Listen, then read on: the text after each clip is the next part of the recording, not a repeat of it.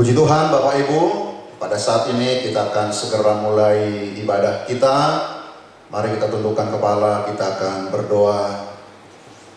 Kami bersyukur pada saat ini Tuhan untuk waktu yang Tuhan beri kepada kami boleh kembali dikumpulkan Tuhan, bahkan di tempat kami dimanapun kami berada, kami boleh kembali mengikuti ibadah pada saat ini. Kami menyerahkan seluruh rangkaian ibadah kami pada saat ini ke dalam tangan Tuhan.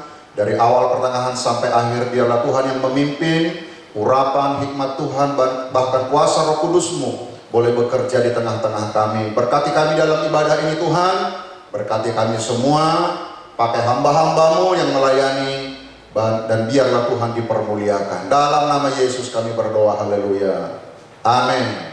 Puji Tuhan, Dia adalah Bapa yang setia, yang selalu akan menyertai kita. Haleluya, Bapa Kau setia, Bapa Kau mulia. Terima kasih Tuhan.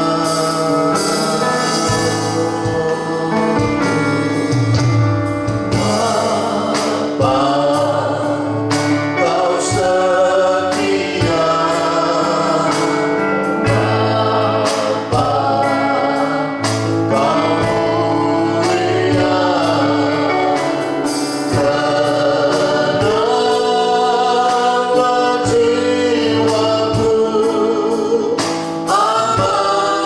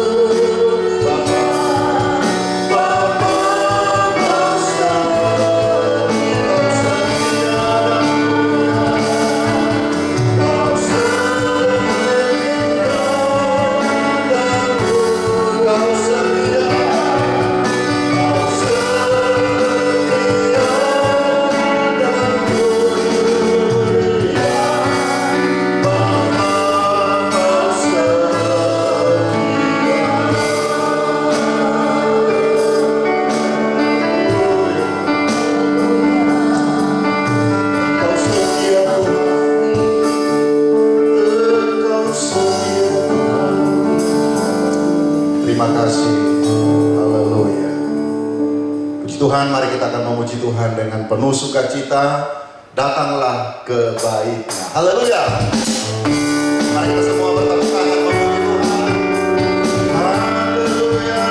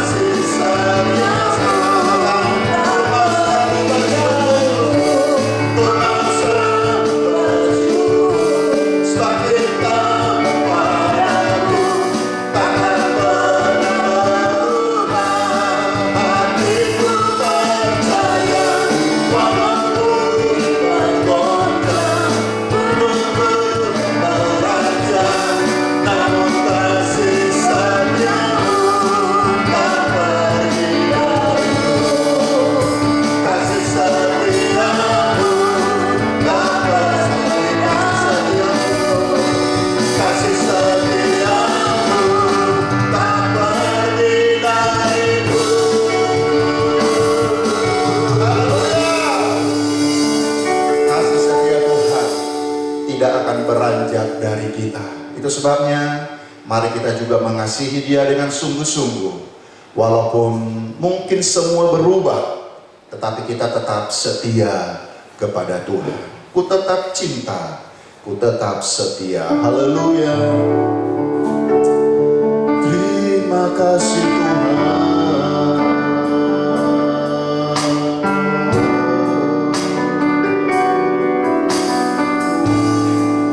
Ku tetap cinta.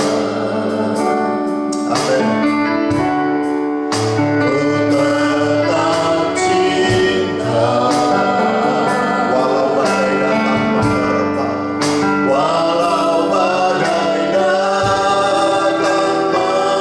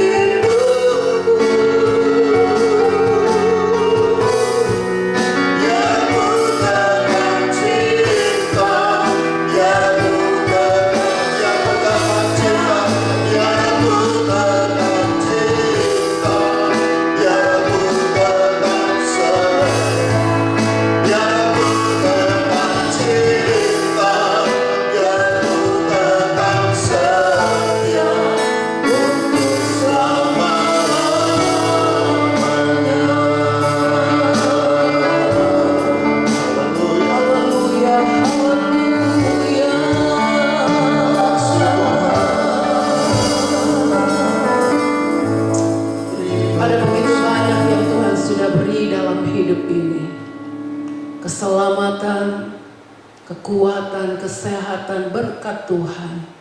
Terima kasih Bapa yang baik. Biarlah Roh Kudus terus menolong kami. Apapun yang terjadi dalam hidup ini, kami tetap cinta dan setia kepadamu. Bahkan pada saat ini, Bapa, kami akan siapkan hati kami untuk mendengarkan kebenaran firman-Mu. Firman yang tidak berubah, firman yang menguatkan, meneguhkan kami, bahkan menegur kami. Karena Tuhan mengasihi kami. Biarlah kami memiliki hati yang siap untuk ditaburi kebenaran firman-Mu, telinga seorang murid yang siap untuk mendengar, sehingga firman-Mu itu boleh bertumbuh dalam hidup kami dan kami lakukan dalam hidup kami. Kami bersyukur, urapi hamba-Mu dan urapi kami semua. Di dalam nama Tuhan Yesus, haleluya, amin.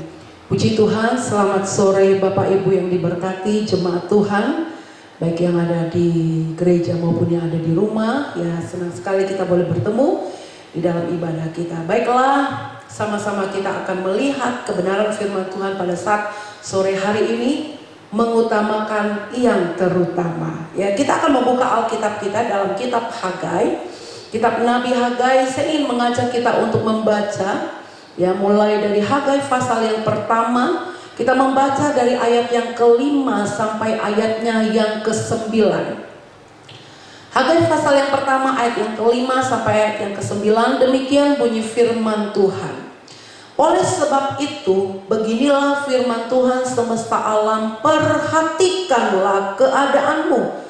Kamu menabur banyak tetapi membawa pulang hasil sedikit.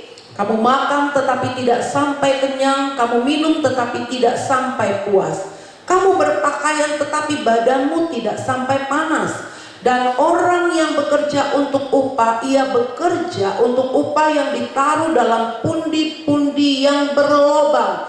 Beginilah firman Tuhan semesta alam, perhatikanlah keadaanmu. Jadi naiklah ke gunung, bawalah kayu dan bangunlah rumah itu, maka aku akan berkenan kepadanya dan aku akan menyatakan kemuliaanku di situ, firman Tuhan. Kamu mengharapkan banyak tetapi hasilnya sedikit, dan ketika kamu membawanya ke rumah, aku menghembuskannya. Oleh karena apa? Demikianlah firman Tuhan semesta alam, oleh karena rumahku yang tetap menjadi reruntuhan, sedang kamu masing-masing sibuk dengan urusan rumahnya sendiri. Bapak Ibu yang diberkati, jemaat Tuhan yang diberkati, kalau kita melihat kitab Hagai ini, maka kalau kita memperhatikan ada 2 kali kata pengulangan kalimat yang sama, yaitu di dalam ayat yang ke-5 dan ayat yang ke-7. Ya, ayat yang ke-5 dan ayat yang ke-7 dikatakan, beginilah firman Tuhan, perhatikanlah keadaanmu. Kita percaya bahwa ketika firman Allah itu disampaikan, maka firman Allah itu tepat dan khusus untuk kita. Pada saat itu umat Allah sedang tidak tahu keadaan mereka. Kalau firman Allah datang kepada mereka melalui Nabi Hagai, perhatikanlah keadaanmu, artinya umat itu sedang tidak mengetahui apa yang sedang mereka alami, keadaan apa yang sedang mereka alami. Bapak Ibu yang diberkati, kitab Hagai ini merupakan salah satu kitab, ya, di kitab nabi-nabi kecil, ya, bukan berarti badannya kecil, tetapi masa pelayanan daripada Nabi Hagai ini pendek, ya. Dia berbeda dengan kitab Yesaya yang ditulis oleh Nabi Yesaya dan Yeremia. Dan kitab Hagai ini penulisnya adalah Nabi Hagai yang ditulis pada tahun 520 sebelum Masehi, sebelum Kristus. Dan khusus kalau kita membaca kitab Hagai ini adalah salah satu kitab yang mencatat kembalinya bangsa Israel ke Yerusalem. Ya, kitab Nabi Hagai ini mencatat kembalinya bangsa Israel ke Yerusalem, dan salah satu tugas yang diberikan Allah kepada umat Allah itu adalah untuk membangun kembali bait Allah yang telah dihancurkan. Yang telah dihancurkan oleh kerajaan Babel pada waktu itu, dan mereka ditawan. Tetapi kita melihat kenyataannya apa yang Allah sampaikan kepada umat itu, mereka tidak melakukannya. Bapak Ibu yang diberkati, kalau kita membaca apakah salah ya bagi kita umat Tuhan pada waktu itu dalam kitab Nabi Hagai ketika mereka membangun rumah mereka. Tentunya tidak salah. Allah kita bukan Allah yang egois ya. Kalaupun dia ada, dia adalah datang untuk memberkati kita. Tetapi mengapa Allah pada waktu itu begitu marah dan melalui Nabi Hagai mengingatkan kepada bangsa Israel, perhatikanlah keadaanmu. Ada satu hal yang Allah tidak inginkan adalah ketika bait Allah itu tetap menjadi reruntuhan. Bagi Allah itu adalah bagian yang terpenting dalam kehidupan bangsa Israel. Mereka sudah melalaikan, mereka sudah mengabaikan bagian yang terpenting, bagian yang terutama dalam hidup mereka, dalam hubungan mereka kepada Allah, dan mereka sibuk dengan membangun rumah mereka sendiri. Nah, sekarang menjadi pertanyaan, ya, apa pentingnya bait Allah itu bagi umat Allah? Sehingga Allah begitu memperhatikan dan Allah katakan, perhatikan keadaanmu. Tidak ada yang memuaskan yang mereka kerjakan. Ketika mereka bekerja, mereka membawa pulang hasil sedikit. Mereka makan, mereka minum, tetapi itu tidak sampai memuaskan mereka. Mengapa? Karena bait Allah itu tetap dibiarkan menjadi reruntuhan. Bagian yang terpenting dalam hubungan mereka dengan Allah itu dibiarkan dilalaikan oleh mereka. Dan ini yang membuat Allah datang dengan firman-Nya menegur umat Allah karena Allah mengasihi mereka. Perhatikan keadaanmu. Apa kepentingan bait Allah bagi umat Allah? Ya, saya mau katakan bahwa bait Allah itu adalah representasi daripada kehadiran Allah. Bait Allah itu adalah lambang dari kehadiran Allah. Ketika bangsa Israel terpecah menjadi dua kerajaan ya pada masa setelah Salomo meninggal, maka dia digantikan oleh kedua anaknya. Ya, ada bangsa Israel terpecah menjadi dua kerajaan.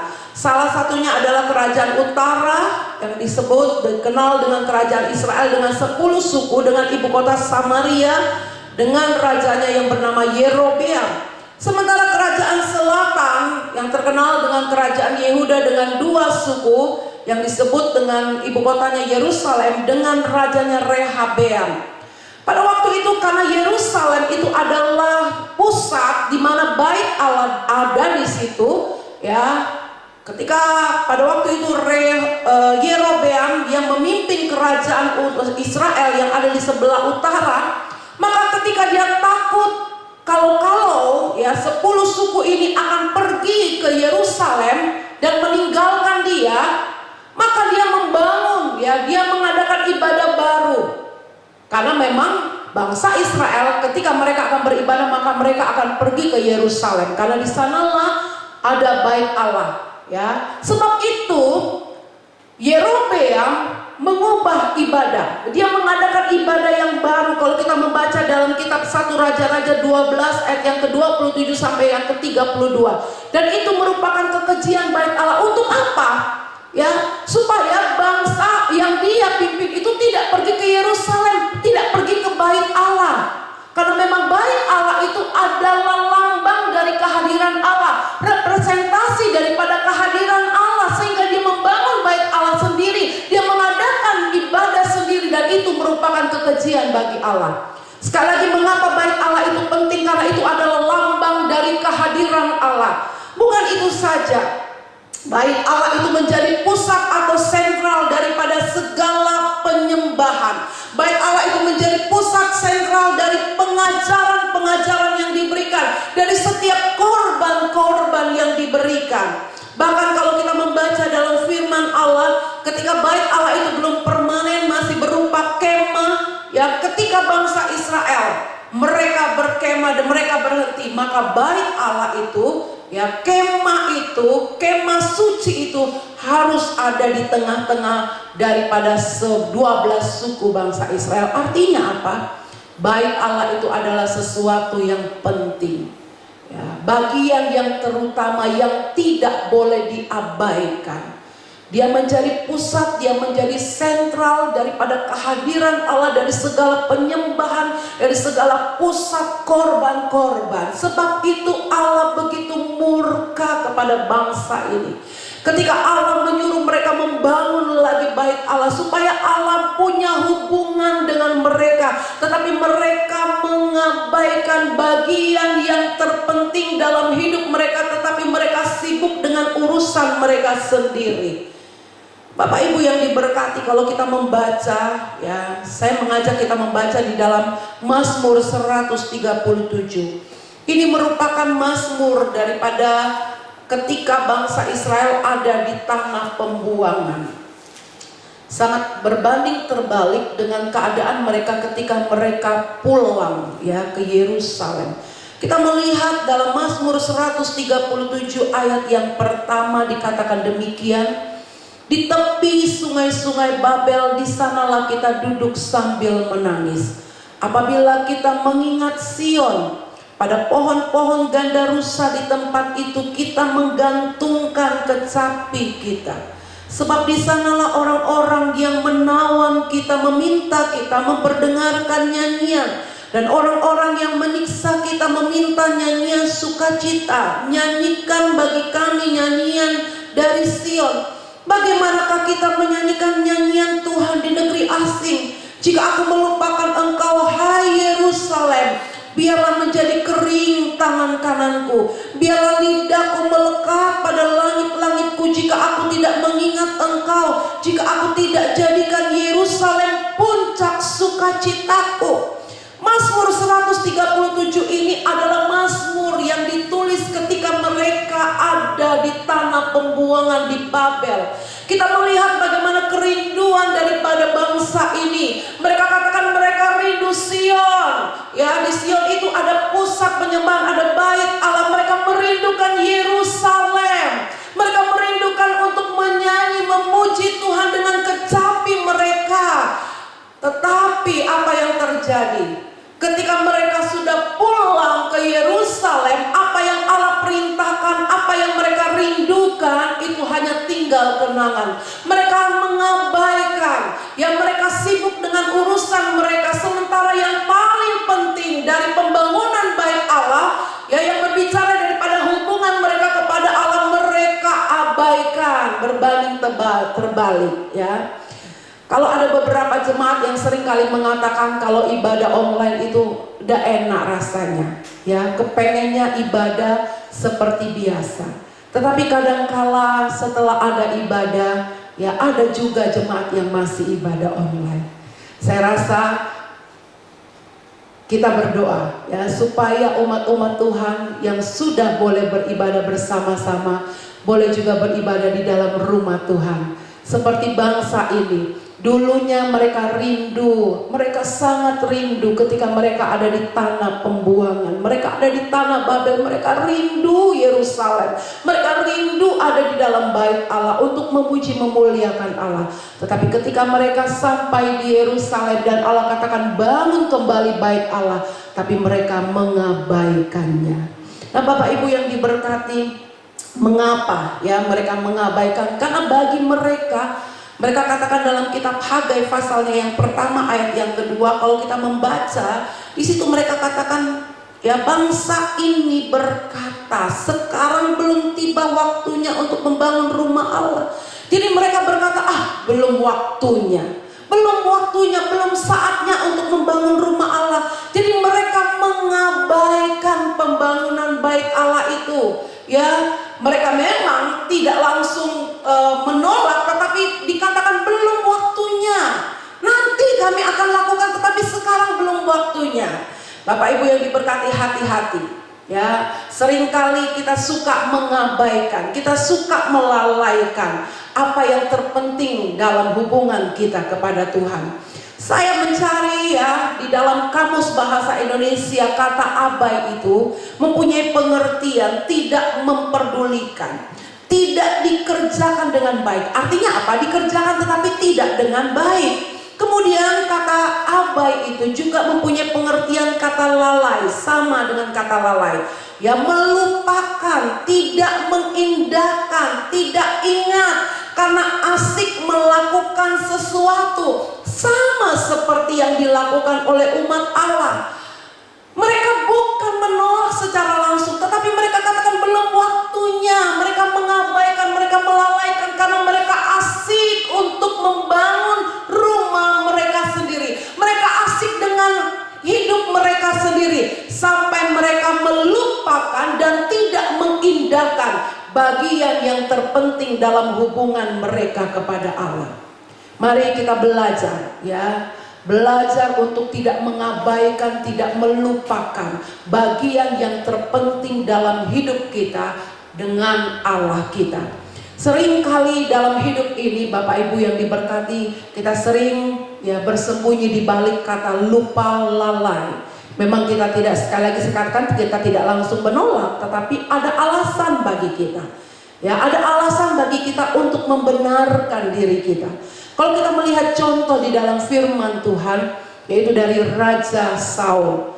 Mengapa Raja Saul itu ditolak oleh Allah, ya, menjadi Raja Israel, padahal dia adalah pilihan Allah? Kalau kita membaca dalam 1 Samuel pasalnya yang ke-13 ayatnya yang ke-11, coba kita membaca 1 Samuel pasal yang ke-13 ayatnya yang ke-11, ya.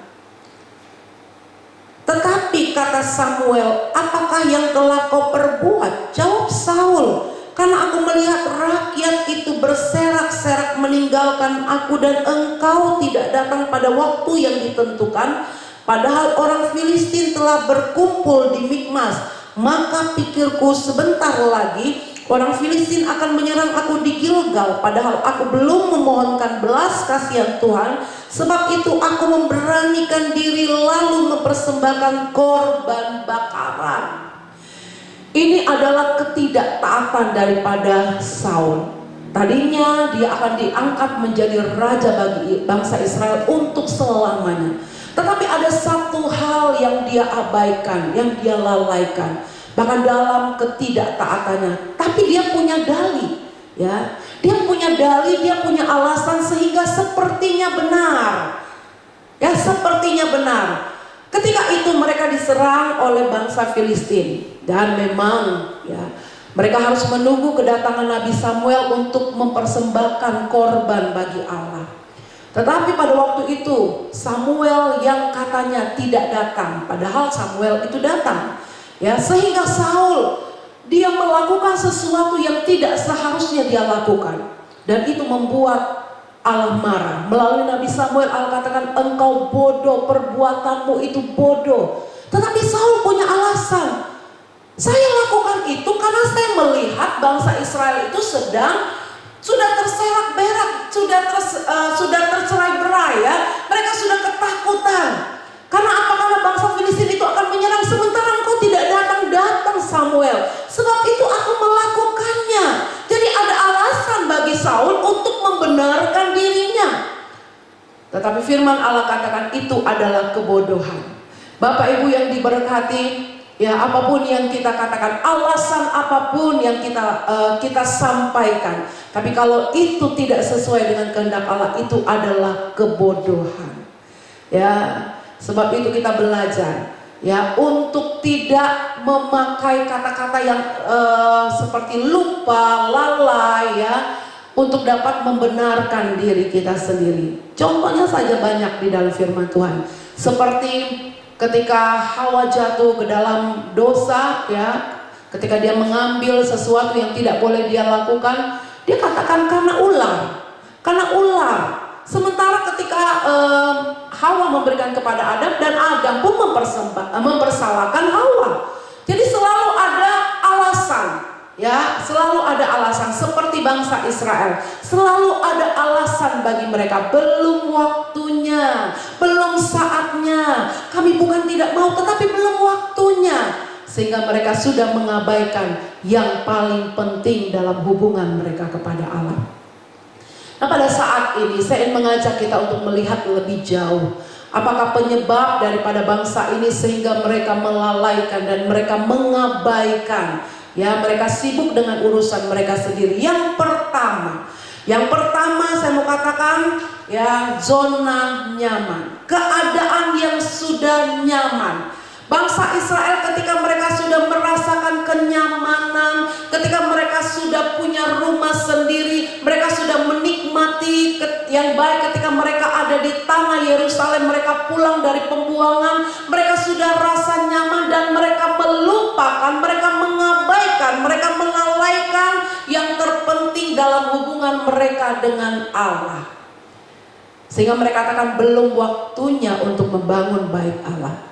Bapak Ibu yang diberkati, hati-hati dengan kenyamanan. Berkat yang Tuhan berikan kepada kita itu bukan untuk membuat kita lupa kepada Tuhan, bukan membuat kita untuk jauh dari Tuhan, bukan membuat kita untuk melalaikan dan mengabaikan Tuhan.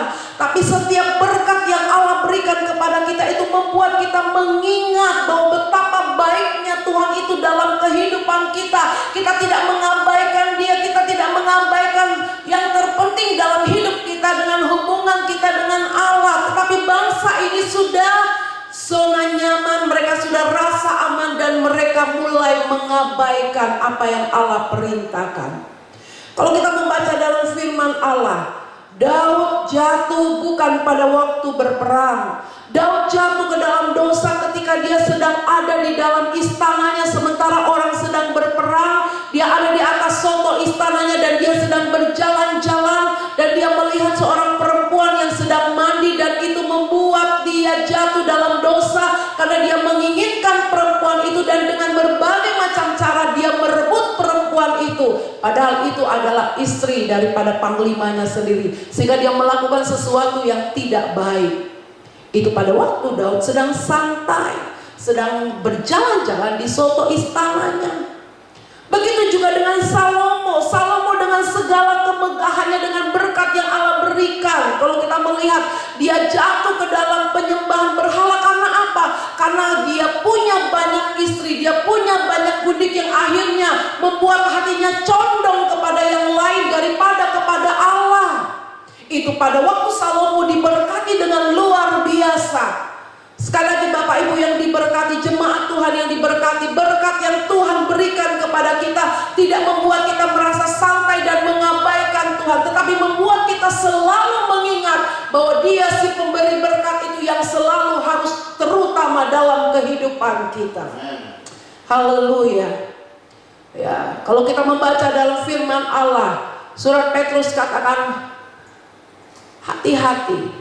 Iblis itu seperti singa yang mengaum-ngaum. Dia tidak tinggal diam, tetapi dia berkeliling, dia berjalan-jalan untuk mencari waktu dan saat yang tepat untuk menerkam kita. Dan seringkali dalam waktu yang santai, dalam zona nyaman itulah seringkali umat-umat Tuhan itu jatuh.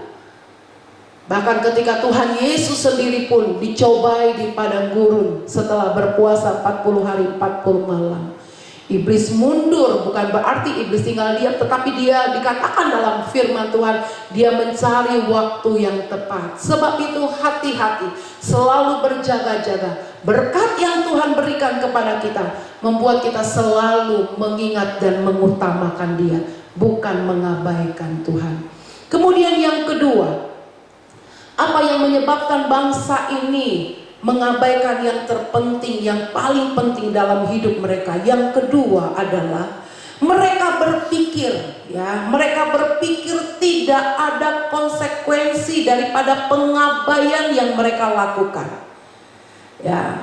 Mereka berpikir, belum waktunya untuk membangun.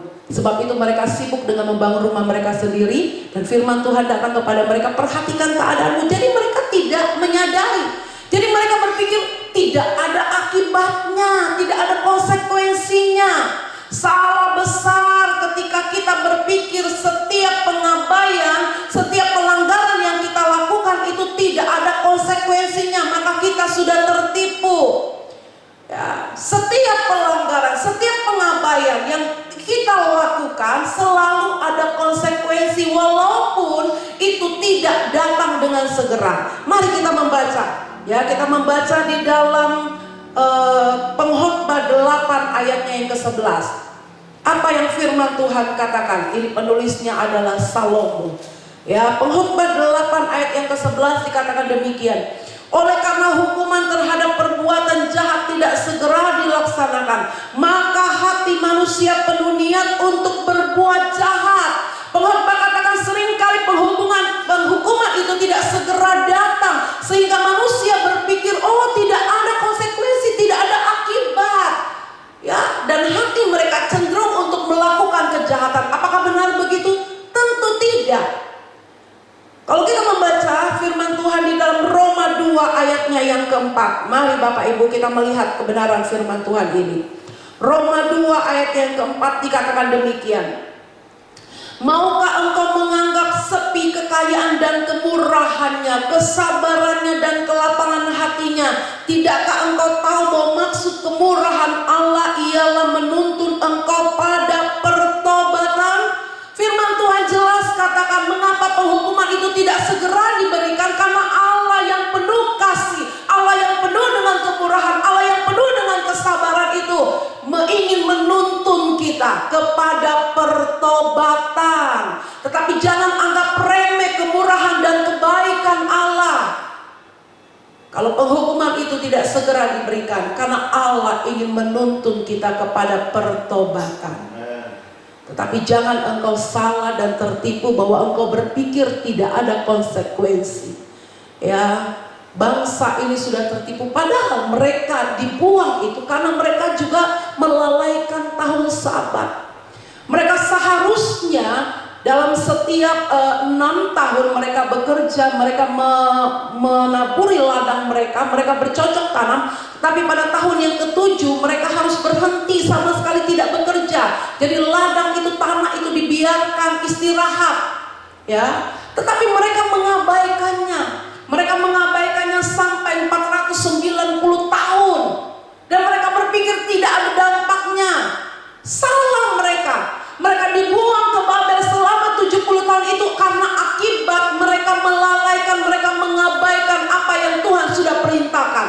Jadi mereka ini bodoh kalau berpikir setiap pelanggaran itu tidak ada konsekuensinya. Kalau kita membaca bahkan ya di dalam Mazmur pun ada orang yang pemazmur katakan dia sepertinya merasa iri ketika melihat penghukuman itu tidak segera diberikan. Sehingga dia, kalau kita membaca di dalam Mazmur pasalnya yang ke-73, ini adalah Mazmur daripada Asaf. Saya bacakan demikian, mulai dari ayat yang pertama. Mazmur Asaf. Sesungguhnya Allah itu baik bagi mereka yang tulus hatinya, bagi mereka yang bersih hatinya. Tetapi aku sedikit lagi maka kakiku terpeleset, nyaris aku tergelincir. Sebab aku cemburu kepada pembual-pembual kalau aku melihat kemujuran orang-orang fasik. Sebab kesakitan tidak ada pada mereka, sehat dan gemuk tubuh mereka. Mereka tidak mengalami kesusahan manusia, dan mereka tidak kena tulah seperti orang lain. Sebab itu mereka berkalungkan kecongkakan dan mereka berpakaian kekerasan. Karena kegemukan dan kesalahan mereka menyolok, hati mereka meluap-luap dengan sangkaan. Mereka menyindir dan mengata-ngatai dengan jahatnya. Hal pemerasan dibicarakan mereka dengan tinggi hati. Mereka membuka mulut melawan langit, dan lidah mereka membual di bumi. Sebab itu orang-orang berbalik kepada mereka dan mendapatkan mereka seperti air yang berlimpah-limpah. Saya lompat di dalam ayatnya yang ke-13. Sia-sia sama sekali aku mempertahankan hati yang bersih dan membasuh tanganku tanda tak bersalah, namun sepanjang hari aku kena tulah dan kena hukum setiap pagi. Kita melihat Mazmur ini membandingkan bagaimana orang-orang fasik itu, pembual-pembual itu, ketika mereka melakukan kejahatan sepertinya mereka bertambah gemuk, bukan dihukum tetapi justru bertambah gemuk, justru bertambah makmur. Mereka dengan congkak yang mengata-ngatai orang, mereka mengadakan pemerasan, semua kejahatan mereka lakukan dan sepertinya tidak ada penghukuman. Sehingga Mazmur ini katakan, sia-sia aku mempertahankan hati yang bersih, tangan yang bersih. Sia-sia aku hidup benar, sepanjang hari aku kena tulah. Tapi apakah benar demikian? Tentu saja tidak. Ya, kalau kita membaca di dalam ayatnya yang ke-16, bagaimana Allah membawa pemazmur ini untuk melihat kesudahan daripada orang-orang yang demikian. Tetapi ketika aku bermaksud untuk mengetahuinya, hal itu menjadi kesulitan di mataku. Sampai aku masuk ke dalam tempat kudus Allah dan memperhatikan kesudahan mereka. Sesungguhnya di tempat-tempat licin kau taruh mereka, kau jatuhkan mereka sehingga hancur. Betapa binasa mereka dalam sekejap mata, lenyap habis oleh karena kedahsyatan.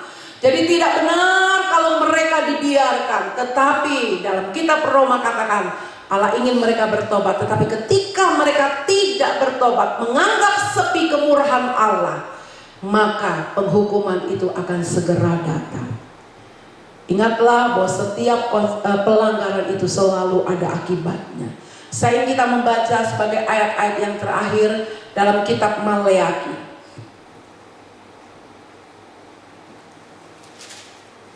Kitab Maleakhi ini juga hampir sama. Ada orang-orang yang kurang ajar, yang berkata tidak benar, ya. Kalau kita membaca di dalam Maleakhi pasalnya yang ketiga, ayatnya yang ke-13 sampai ayatnya yang ke-15 dikatakan demikian. Bicaramu kurang ajar tentang aku, firman Tuhan. Tetapi kamu berkata, apakah kami bicarakan di antara kami tentang engkau?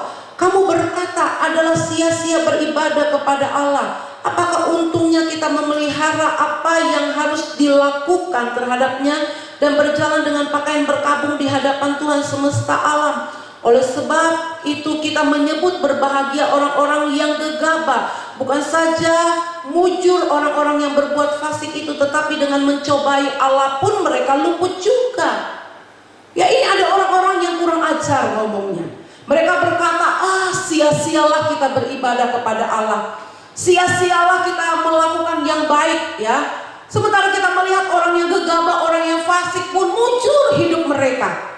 Sekali lagi, ini tidak benar. Karena kalau kita membaca di dalam Maleakhi pasalnya yang ketiga, ayatnya yang ke-18, ini Allah tegaskan melalui Nabi Maleakhi, dikatakan, maka kamu akan melihat kembali perbedaan antara orang benar dan orang fasik, antara orang yang beribadah kepada Allah dan orang yang tidak beribadah kepadanya. Ayat yang pasal yang keempat, ayat yang pertama, bahwa sesungguhnya hari itu datang menyala seperti perapian, maka semua orang yang gegabah dan semua orang yang berbuat fasik menjadi seperti jerami dan akan terbakar oleh hari yang datang itu, firman Tuhan semesta alam, sampai tidak ditinggalkan akar dan cabang mereka. Tetapi kamu yang takut akan namaku, bagimu akan terbit surya kebenaran dengan kesembuhan. Dan pada sayapnya kamu akan keluar dan berjingkrak-jingkrak seperti anak lembu lepas kandang. Wow. Ya, orang yang berkata tidak ada perbedaan itu bodoh. Selalu ada perbedaan antara orang benar dan orang fasik. Selalu ada perbedaan antara orang yang beribadah dengan orang yang tidak beribadah kepada Allah. Kamu akan melihat perbedaan itu. Ini firman Tuhan. Jadi sekali lagi, selalu ada konsekuensi. Ya, jangan kita tertipu dan kita berpikir bahwa setiap apa pengabaian yang kita lakukan itu tidak ada konsekuensinya. Camkan Bapak Ibu yang diberkati, bagi saya dan bagi kita semua, ya, kita mau selalu melakukan yang benar karena selalu ada perbedaan. Saya ingin tutup firman Tuhan pada saat ini. Mari kita membaca di dalam kitab Hagai kembali. Ya, kitab Hagai pasalnya yang kedua. Kitab Hagai pasalnya yang kedua, mulai dari ayatnya yang ke-16, demikian bunyi firman Tuhan. Perikopnya, ya, Lembaga Alkitab Indonesia memberikan judul Pembangunan Bait Suci Mendatangkan Berkat.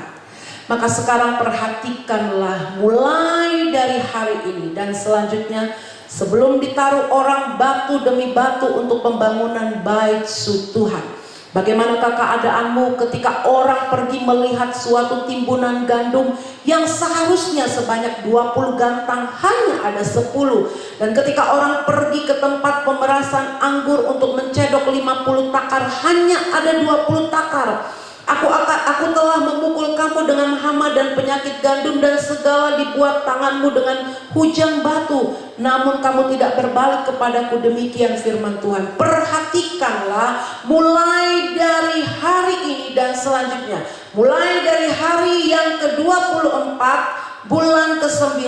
Mulai dari hari ini diletakkan meletakkannya dasar bait Tuhan. Perhatikanlah, apakah benih masih tinggal tersimpan dalam lumbung, dan apakah pohon anggur dan pohon ara, pohon delima dan pohon zaitun belum berbuah. Mulai dari hari ini aku akan memberi berkat. Amin. Mulai kapan? Mulai ketika bangsa itu mengadakan peletakan untuk membangun bait Allah. Artinya apa? Allah mulai memberi berkat ketika mereka mulai mengutamakan yang terpenting dalam hubungan mereka kepada Allah, yaitu membangun bait Allah. Ya, sekali lagi, mulai kapan? Mulai ketika kita melakukan apa yang Tuhan perintahkan dalam hidup ini. Mari mengutamakan Tuhan di atas segalanya. Mengutamakan hal-hal yang penting dalam hubungan kita kepada Tuhan. Kita akan melihat Tuhan katakan, mulai hari ini aku akan memberi berkat bagi kamu. Puji Tuhan. Kita akan menyembah Tuhan. Kita nyanyikan sebuah lagu lama, ya, yang terutama di dalam hidup ini. Haleluya. Terima kasih Tuhan. Oh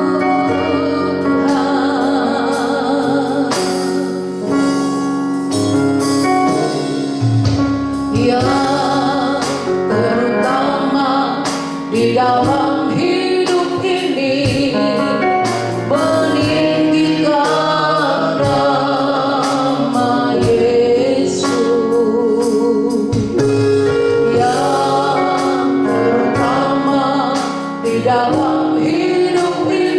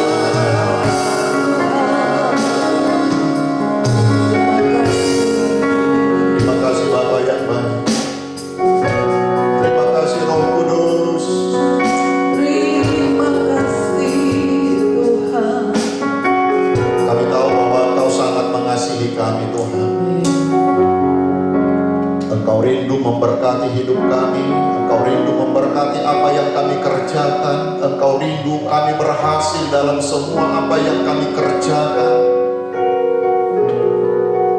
Dan mungkin ada hal-hal dalam kehidupan kami di mana kami harus memperhatikan keadaan kami, Tuhan. Roh Kudus, ajar kami untuk kami mengerti keadaan kami. Kalau ada hal-hal yang harus kami perbaiki dalam hidup ini, kalau ada hal-hal yang menggeser kedudukan Tuhan dari dalam kehidupan kami, bahkan mungkin kalau ada pengabaian dalam hidup kami, Tuhan tolong kami, Roh Kudus berbicara kepada kami. Kami sangat percaya ketika kami mengutamakan yang terutama dalam hidup ini, hubungan kami dengan Tuhan, mengasihi Engkau, sejak saat itu juga Engkau akan terus memberkati kami dengan berkat-berkat yang paling indah dalam hidup kami. Tuhan tolong sepanjang minggu ini Tuhan, biarlah kami mempunyai relasi hubungan dengan Tuhan, mengutamakan Tuhan, bahkan mencintai Engkau lebih daripada apapun. Bapa yang baik, berkati usaha pekerjaan umat-umat-Mu sepanjang minggu ini. Kemanapun mereka melangkah, diberkati Tuhan. Keluarga-keluarga kami diberkati Tuhan, anak-anak kami diberkati Tuhan. Kesehatan kami juga sepanjang minggu ini diberkati. Materaikan kebenaran firman-Mu, dan kami akan terus melangkah dan terus mengutamakan Engkau dalam kehidupan kami. Terima kasih Tuhan. Tuhan terus berkati bangsa dan negara kami. Tuhan terus berkati pemimpin kami, bahkan kota kami. Sepanjang minggu ini adalah minggu yang penuh keberkatan bagi kami. Kami bersyukur dan kami akan akhiri persekutuan kami. Mari Bapak Ibu, kita akan terima berkat Tuhan. Dan sekarang saudaraku, terimalah berkat daripada Allah Bapa, kasih sayang daripada Tuhan kita Yesus Kristus, persekutuan Allah Roh Kudus menyertai kita dari saat ini sampai selama-lamanya. Dalam nama Yesus yang diberkati Tuhan, sama-sama katakan amin, amin, amin, amin. Puji Tuhan, Tuhan Yesus memberkati. Haleluya.